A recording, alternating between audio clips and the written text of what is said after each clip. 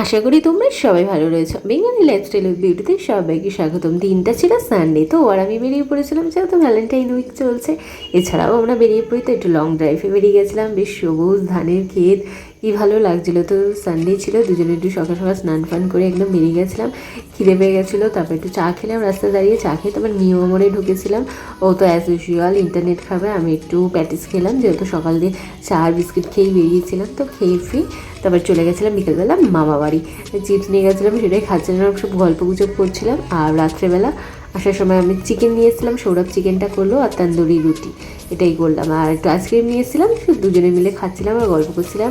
মাদেরও দিলাম তন্দুরি রুটি আর চিকেনটা খুব ভালো হয়েছিল। আর পরের দিন ছিল মানডে, তো মামি এসেছিলো আমাদের বাড়িতে। তো ইলিশ মাছ হয়েছিল, ভাত করেছিলাম, ডাল করেছিলাম, ধনেপাতা দিয়ে ইলিশ মাছও করেছিলাম, ওরকম সর্ষে দিও। আর রাত্রে করেছিলাম ডিম কষা আর লুচি। ডেলি লাইফ দেখতে যদি তোমাদের ভালো লেগে থাকে তাহলে লাইক করে দিও।